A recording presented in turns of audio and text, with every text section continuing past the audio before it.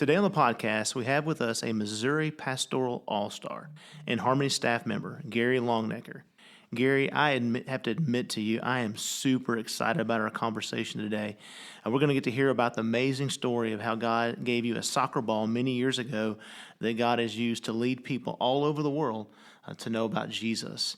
Before we get started, though, Gary, would you take a moment to introduce yourself to our listeners that they might know a little bit about you, maybe those that don't know you so well? Just tell us a little bit about yourself, maybe where you came from, and just who is Gary Longenecker?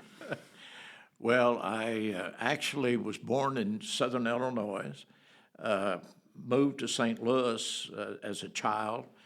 My father was called into ministry, and eventually we moved out the country. My father started a church and was a pastor of that church, and then moved around a lot. I moved around as a child because my father moved to different locations. Kindly settled in the Springfield area. My father pastored Tatum Chapel, which is a church out west of Springfield. And it was in that church later, after my father left, that I surrendered to the ministry. Awesome. I've been in the ministry now for over 55 years. Greatest things ever happened in my life is when God spoke to me and I responded to that call to ministry. So today we're talking about what you've called the ball of many colors. Could you tell our listeners what this ball of many colors is and how you can use it to share Christ with others? Well, first of all, it is a ball of many colors. There are actually 5 colors. The gold color represents God and heaven. God is perfect. He lives in a perfect place, heaven. The black color represents us. We are not perfect. We are all sinful. The Bible says we've all sinned. We've all come short of God.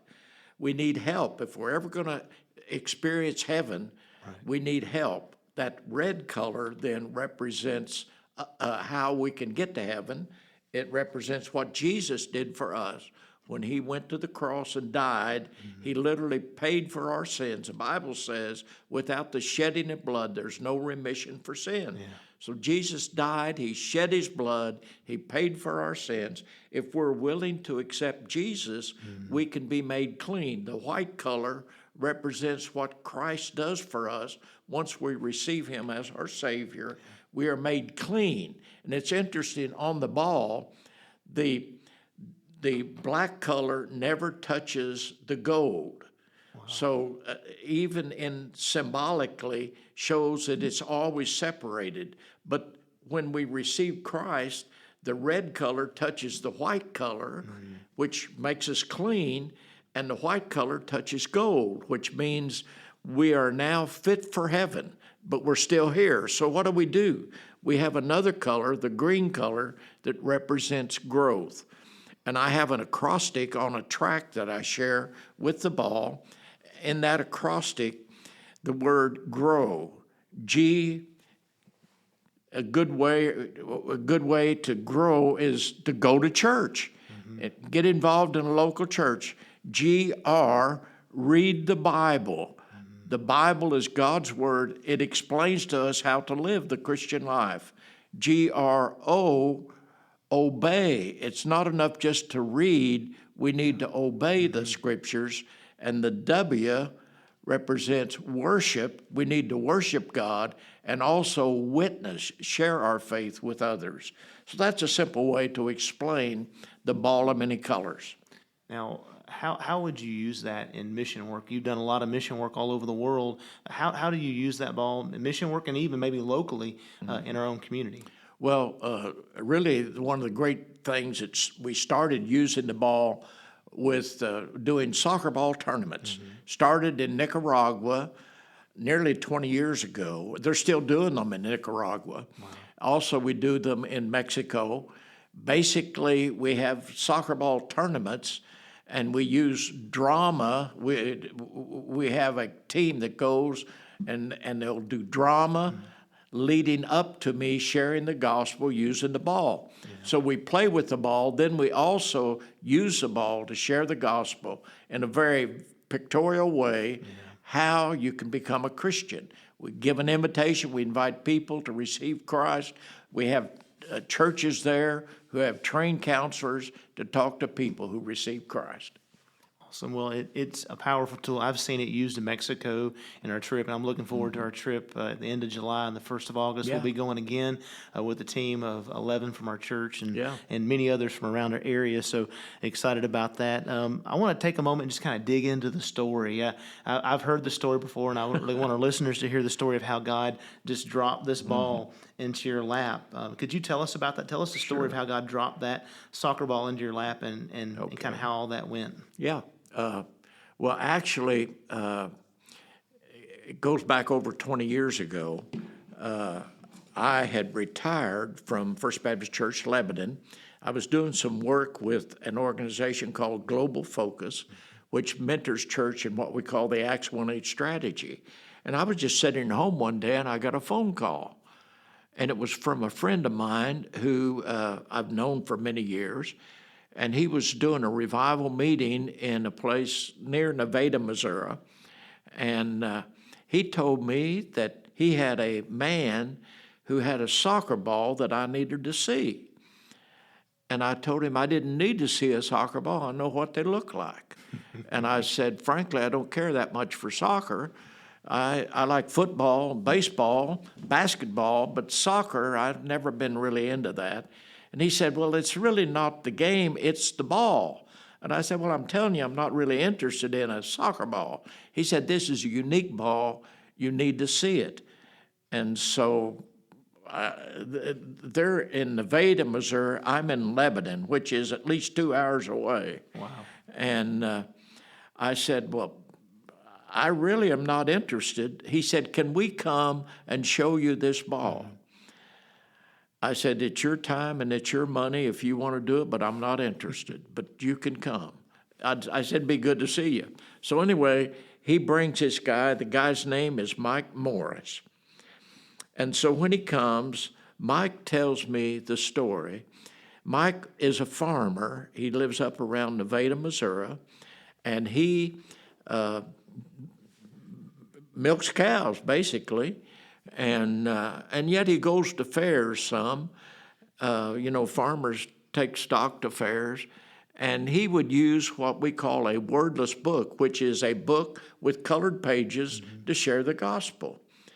One day he's sitting at his table, and he happens to have a soccer ball in his lap, and he's just doing his devotion. And as he is doing his devotion and praying, God revealed to him to color that ball. Now, it doesn't sound like anything that God would reveal to a person, but when he opened his eyes, there's some magic markers on the table. So he picks one up and he starts to color. A soccer ball is black and white, and he starts to make these other colors.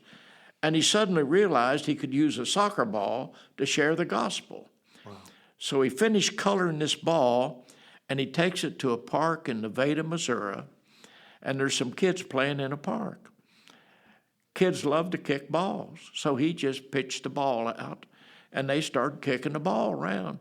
And he said after about 10, 15 minutes, one of those kids said, why did you color this ball?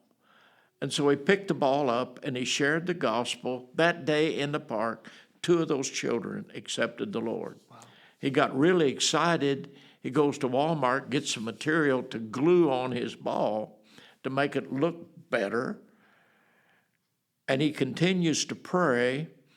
And as he prays, God revealed to him that he wanted him to produce 100,000 of those balls to share all over the world, but specifically in China. And he said, I stopped praying because he said, I'm just a farmer. I have no clue.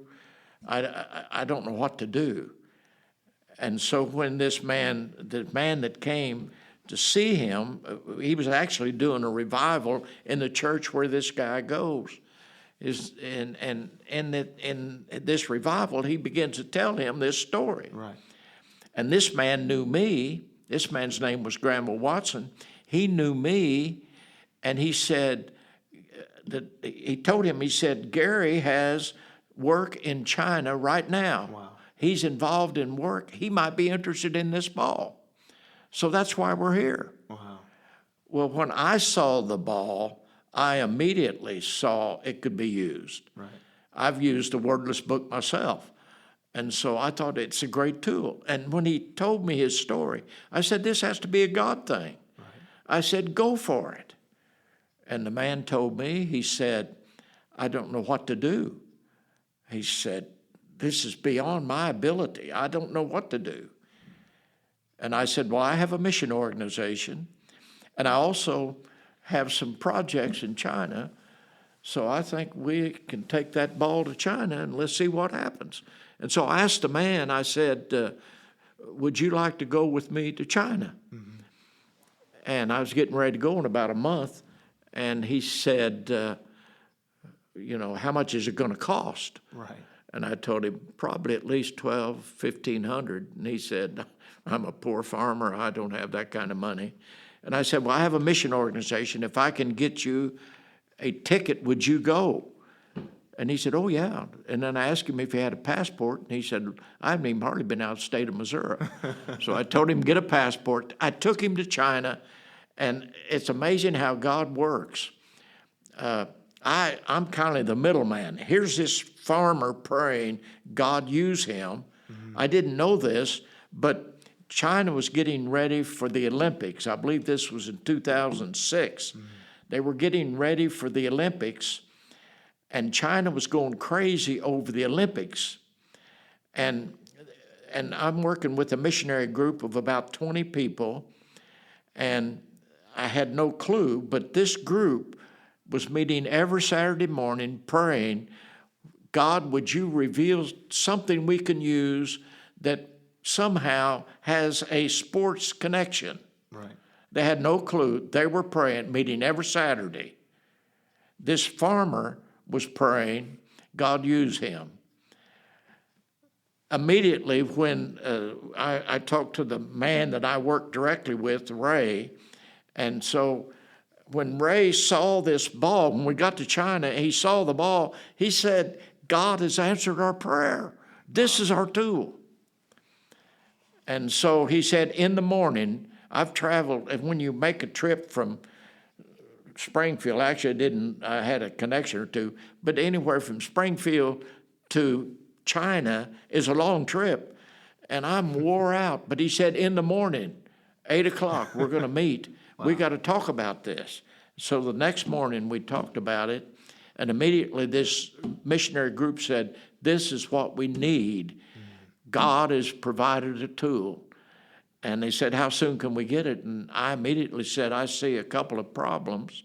Number one, where we're going to get this ball. And they said, that's not a problem. China can make the ball. I said, the second problem is who's going to pay for them? Right. And they said, that's my problem. So anyway, we met, we prayed. God in a miraculous way provided us somebody that could make the balls. At the time in China, we had a school we were using as a front. You have to have some kind of front.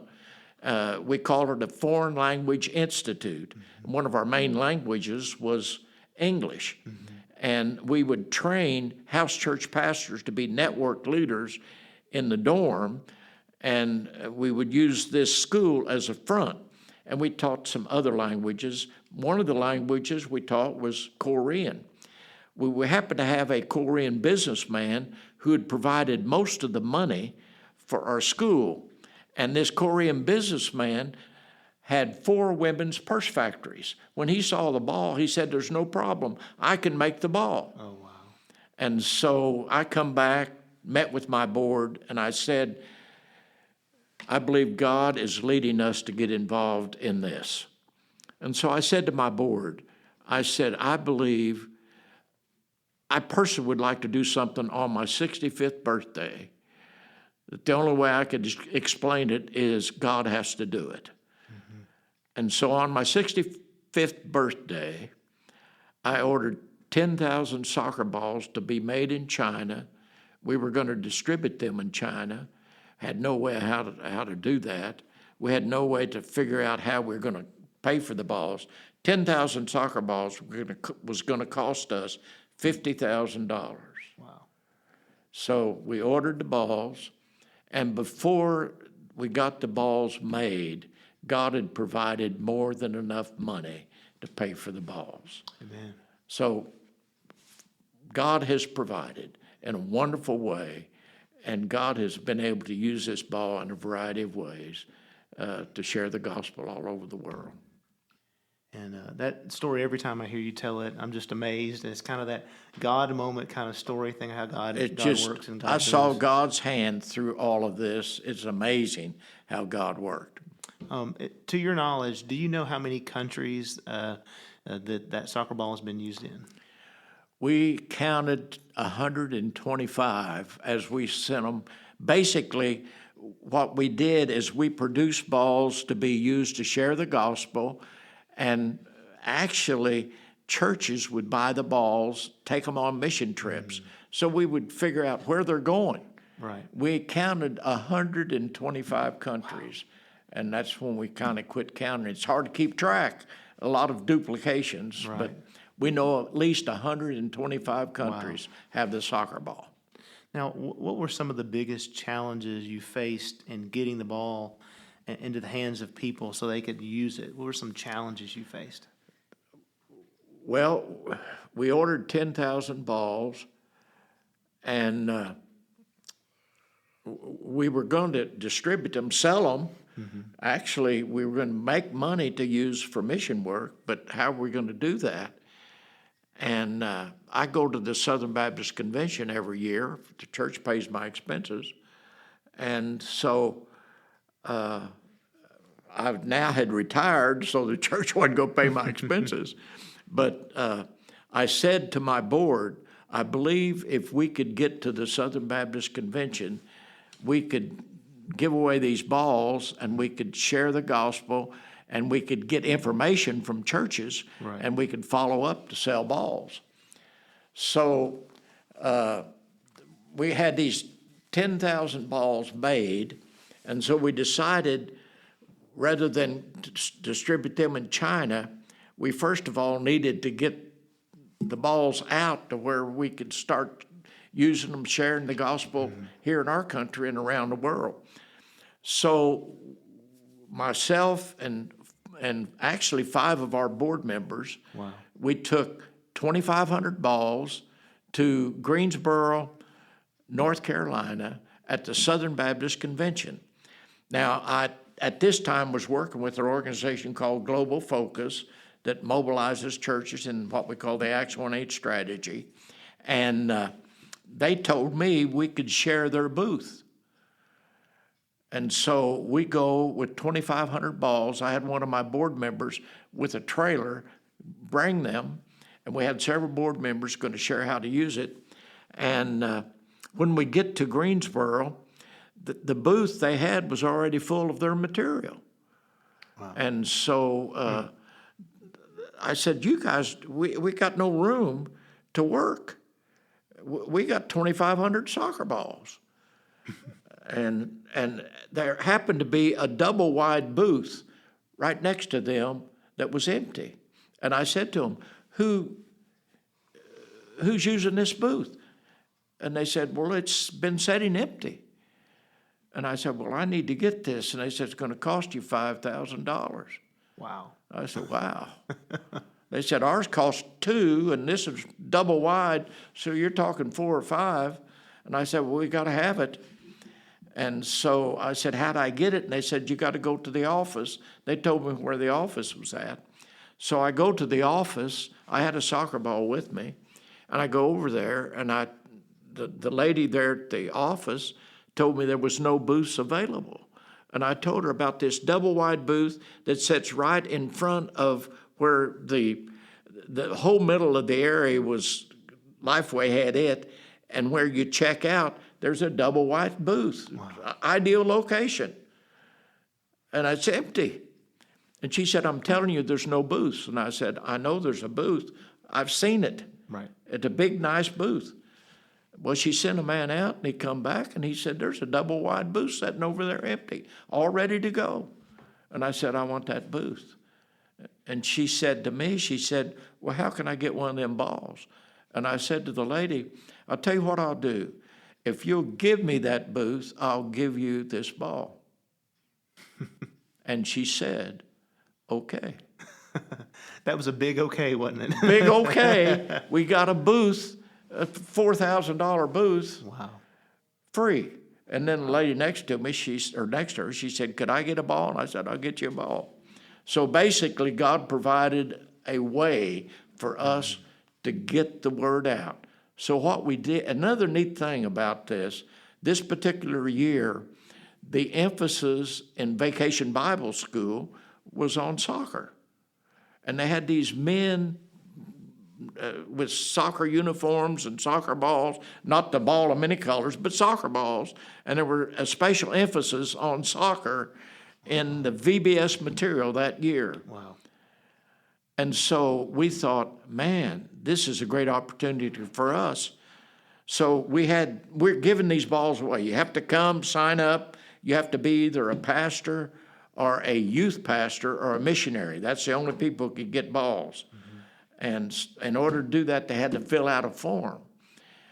And so in filling out the form, we told them, we have a mission project in China. If your VBS would like to help support that, we had the information for them, and we told them you could use your VBS offering to help us.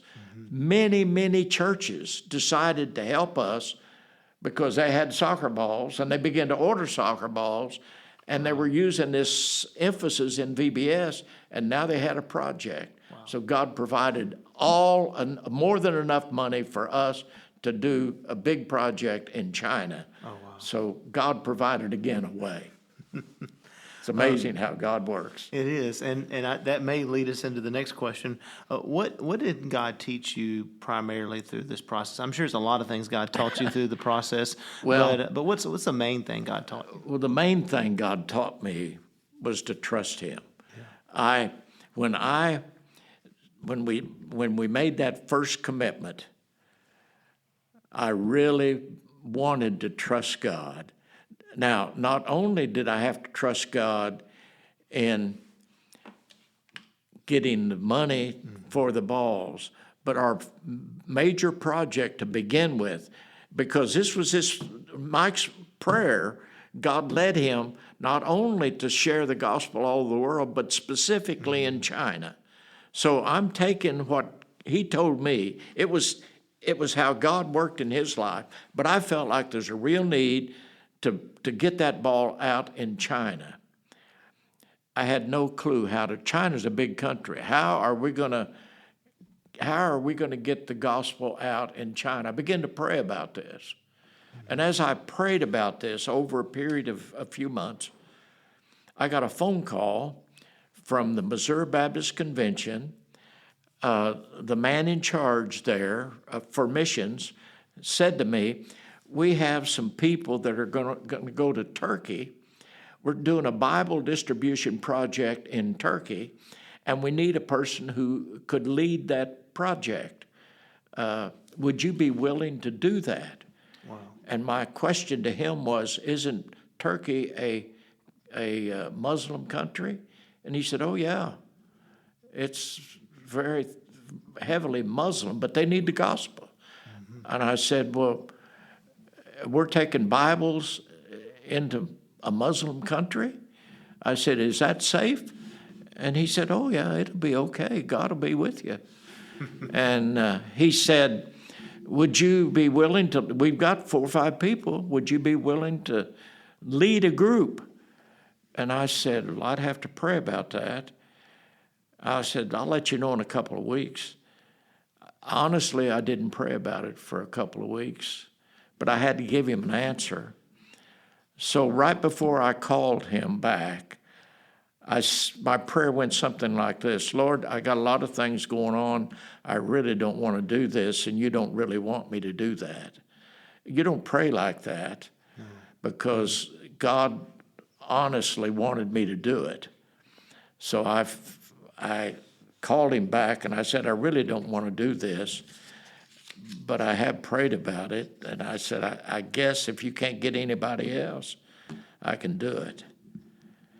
And so he said to me, we don't have any money for you. You have to pay your own way.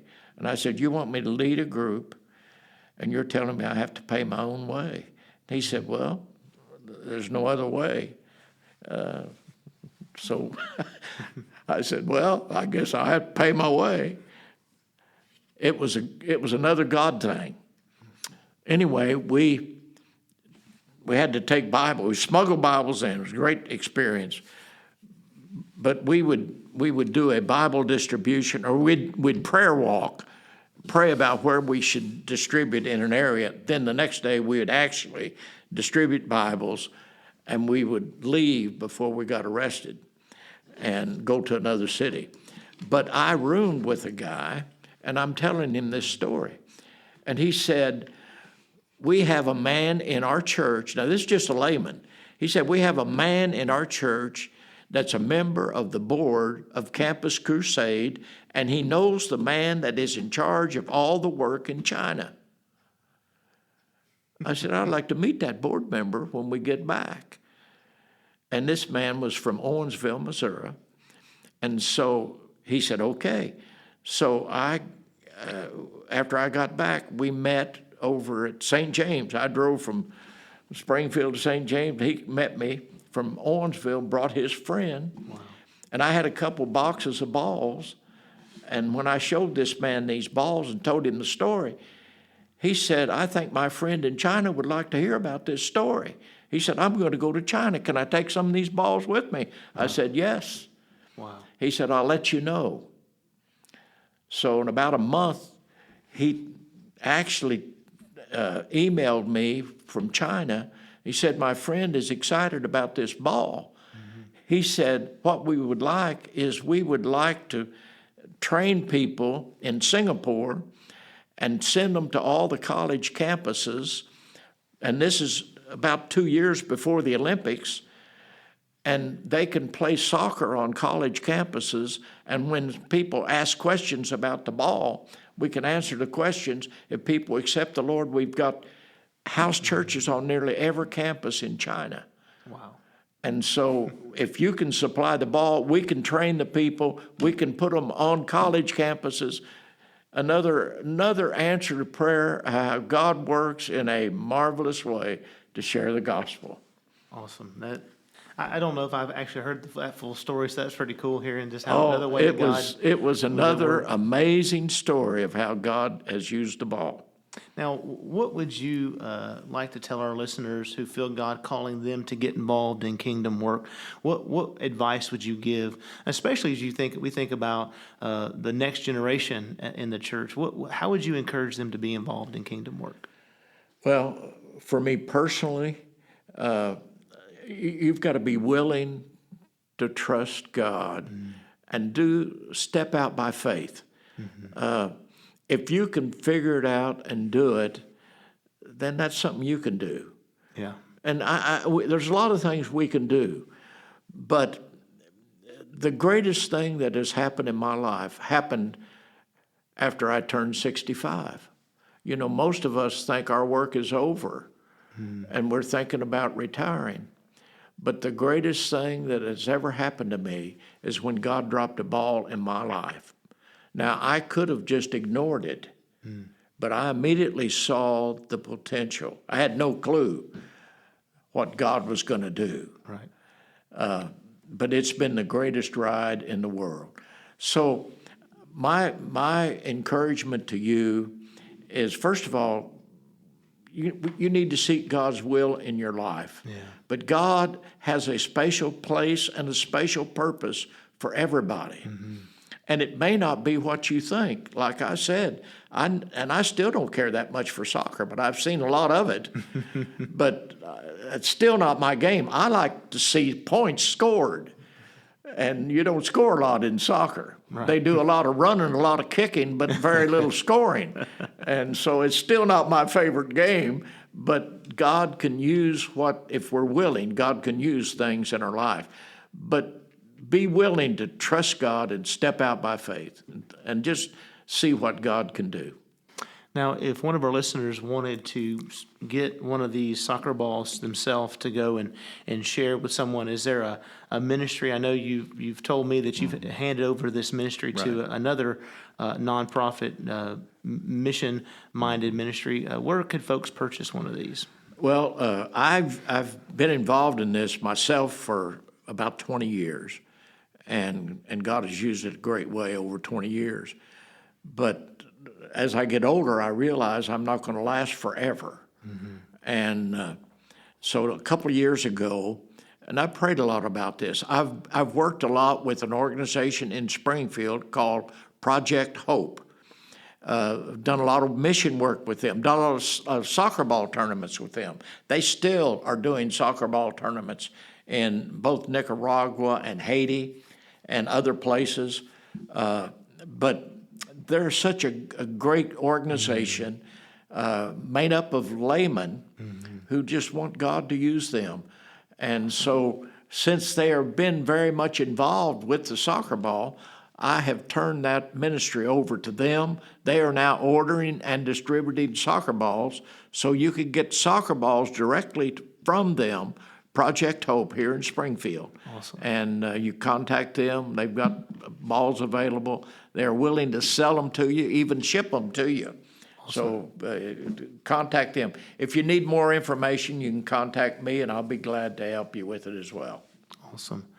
Well, Gary, thank you so much for sharing this story. It's encouraging every time I hear it, how God worked and moved, and it reminds me that there's things that I feel like God's calling me to do that may seem too big, but nothing's too big for our God. I also look forward to having you come back here in a few months and share with us about the power of testimony. You're going to share your 4 life-changing experiences, so I look forward to hearing about that. So thank you for being here. And you're welcome.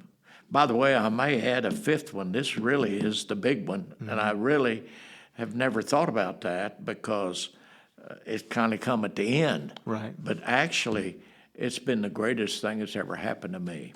God is really blessed. Awesome. By the way, we have sold and distributed over 100,000 before we turned it over to Project Hope, and they've also now probably produced and distributed over 20, 30,000 on top of that. So God is continuing to use the ball to share the gospel all over the world. It's a great tool, greatest tool I've ever used to share the gospel. Not only is it a great tool, you can play with it. Yeah. So that adds another benefit. Awesome. So it's a great tool. Well, thank you, Gary. We appreciate it. You're very welcome. All right, now we enter the segment called He Said, She Said. I have Devin Pritchard He and said. Brenda. Huh? Nothing. I'm the he said. Oh, yeah. We have Devin Pritchard. We have Devin Pritchard here with us carrying the He Said side, and You we have said Brenda you Hammond wanted me carrying unfiltered, so you're getting it unfiltered. We're getting it unfiltered today. Disclaimer. All right. Careful what you wish for. All right. So our topics for the day. First question is this: it's about AI.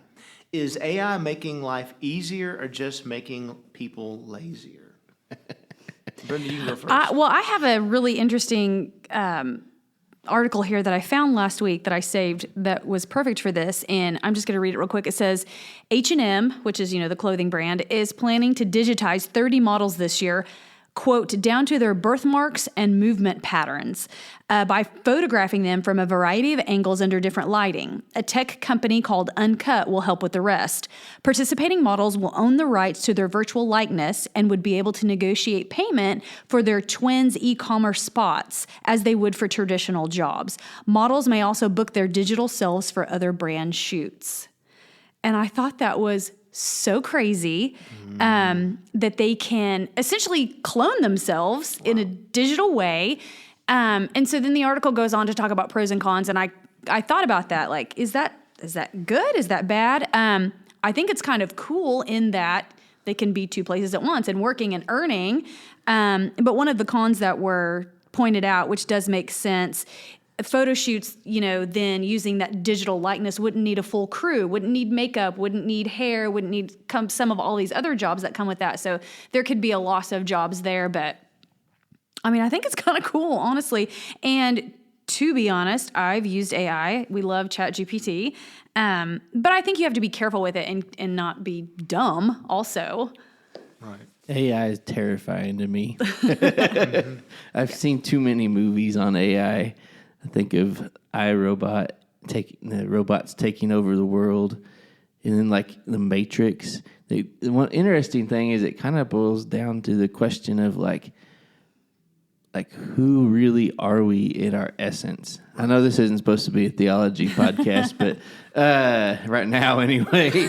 But who are we in our essence? Like, I just feel like it takes some of the humanity away from who we are. Like, I think it's dangerous personally. I think there's some uses for it within well-defined, places, but I don't know that. And I may be a fuddy-duddy for saying this, because I'm sure people were saying this about cars and air conditioning too, right. But, or indoor plumbing. But they're just lazy. They don't go out to the outhouse anymore to go to the bathroom, Yeah. Right. But like, I think there's some inherent danger in it, even from a spiritual sense about like, who are we as people?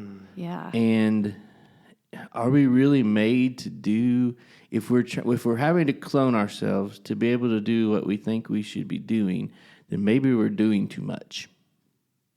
Maybe we need to pull back, and maybe we're doing more than what the Father ever intended. I think back to like the Tower of Babel, right? And they were all getting together, and they were all doing all this crazy technology stuff for the time, and God said, "Nope. You're doing more than I ever intended for you to do." I think it's a dangerous. I may be a fuddy-dud for saying it, and if that's so, then so be it. But I inherently am wary of technology and of new technology. Like I need to see it kind of in existence for a little bit before I just jump on it hook, line, and sinker and say, okay, yeah, that one is positive or negative. Now, I think it's like anything else too, though. Like when Facebook came out, right. For instance, like there can be a lot of positive uses for new technology in medicine, right? For instance, like the things that we can do now in medicine that we couldn't do before. Like I'm not anti-technology, but I think you need to be very careful with the AI piece of things. I think it's venturing into a world that we maybe haven't thought all the way through. Mm-hmm.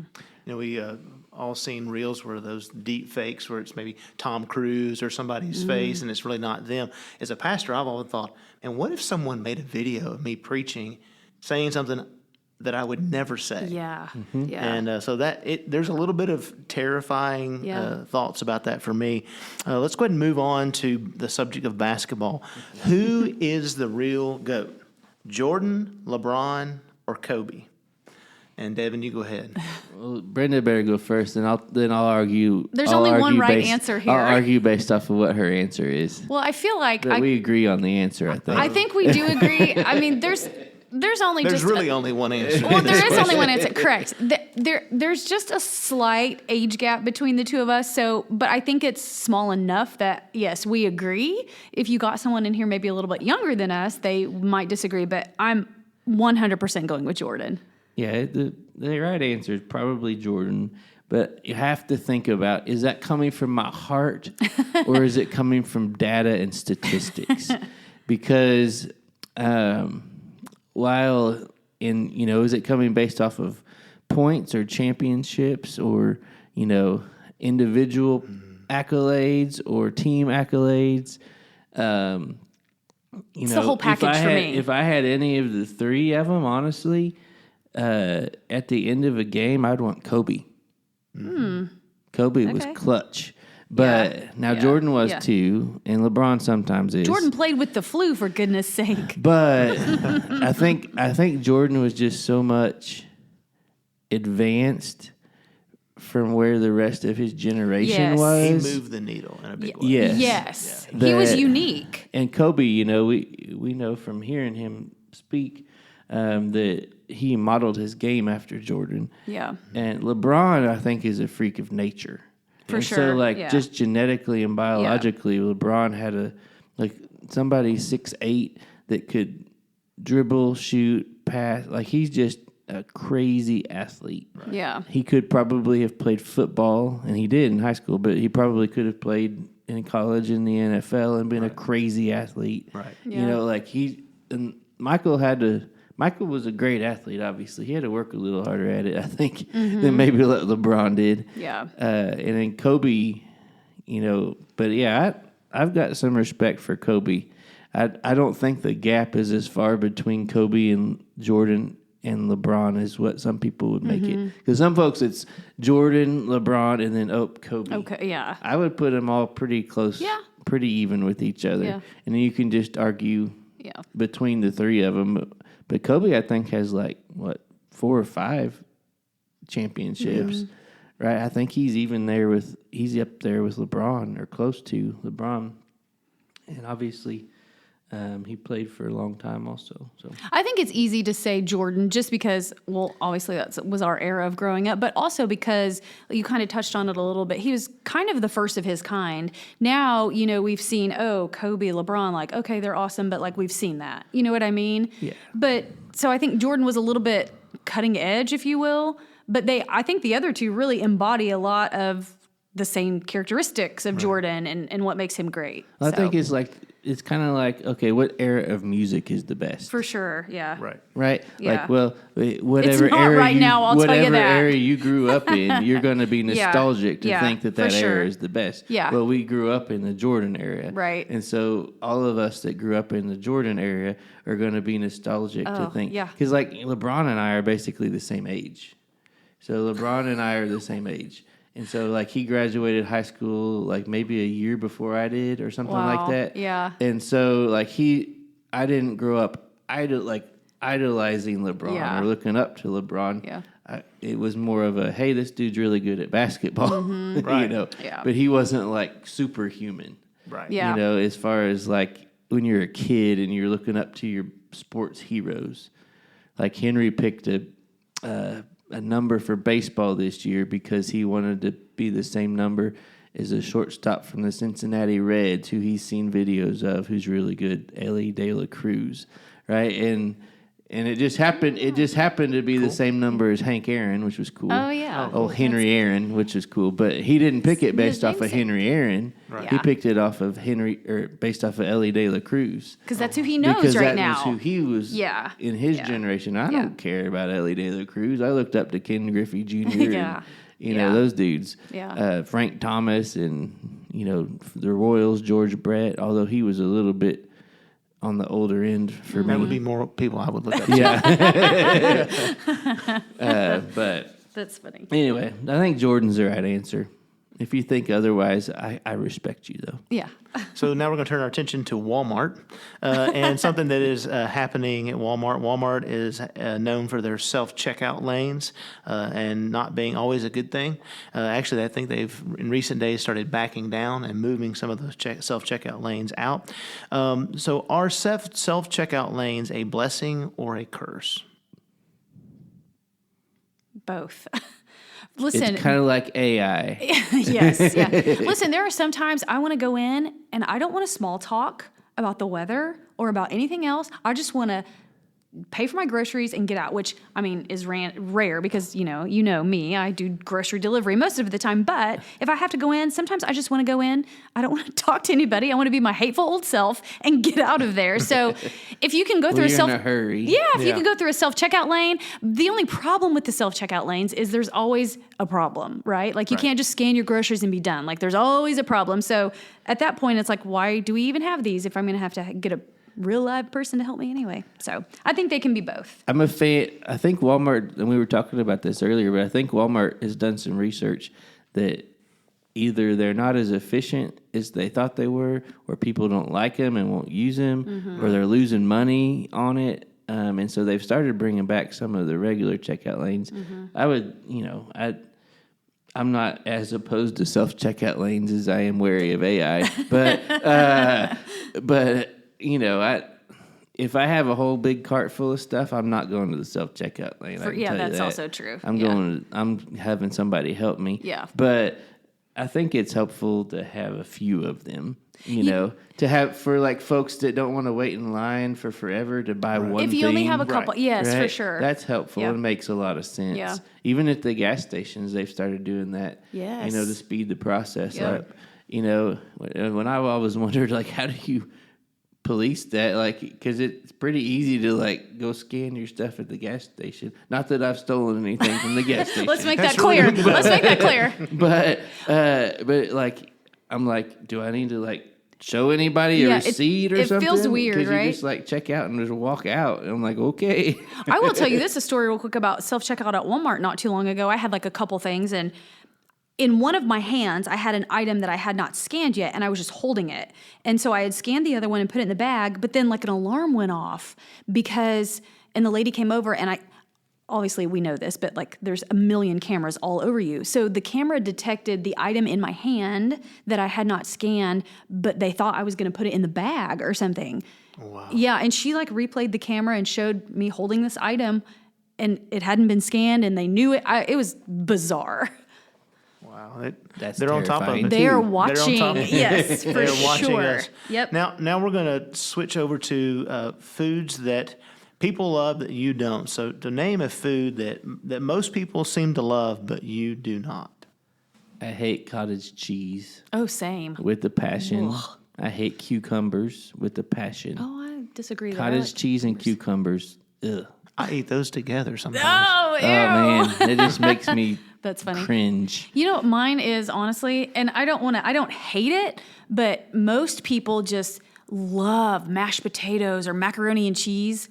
I don't really love it. Is it a texture thing or a taste thing? No, I don't know. Just not my, I don't love it. I love good mashed potatoes. I like it all. That's And I it like all. good mac and cheese, although Henry just- likes that Velveeta mac and cheese. Ooh, not very good. Anyway, That's funny. So in your opinion, we'll wrap up with this. In your opinion, which is better, March Madness or the Super Bowl? So we'll have to end with this one. Maybe I'll go to blows on this question. I don't know. I'm saying March Madness. I would rather watch college athletes than professional athletes. I think professional athletes are overrated a lot. Although college Are athletes they really college athletes? College athletes are getting or that way. are they yeah. now professional Yeah, athletes? true. It's Since true. they're getting paid now, So, right? yeah, true. I don't know. I just with March They get Madness paid just for their image and likeness now? Is that what they're doing? right, Yeah. right. And they have de facto Deals. free agency Yep. to where they can move from team to team every year and get paid more by another team. But they're technically still enrolled in college, so we're going to Yeah, call but do them they college really athletes. go to class and do their homework? Listen, Or we're does not. someone else do that for A them? good chunk of them do. I'm not saying all We're of not them. investigating them here. We're just answering but the question. We know that there's a lot of fishy things that go Oh, on there. 100%. I would just rather watch March Madness, I think. The Super Bowl's kind of fun too, though. I don't know. Honestly, I would say the NFL draft is my favorite thing to watch. Okay. Of those three, but I know that wasn't an option. But I watched the Final Four, and it was really good. I Yeah. will say that the Final Yeah, Four it was was really good this year.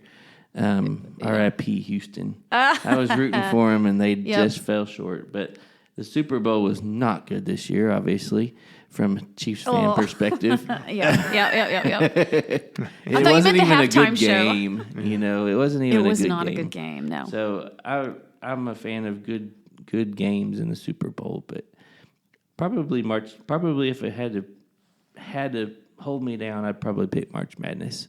I feel like the Super Bowl is more of a spectacle than it is an actual For sure. actual football game. Yeah, I agree. I love actual football better than basketball, but the Super Bowl is kind of It's just Own thing. Yep. Well, thank you guys both so much, and look forward to our next episode of He Said, She Said. Oh boy, Adam and Eve have belly buttons. We We're need, gonna to talk, ask that one next time. we need to talk about that next time. All That'll be great. That one looked That's funny. exciting. Hey, you know what? I thought it would be fun to put out. It don't have to be next time. Are you recording? Oh, no, get off there.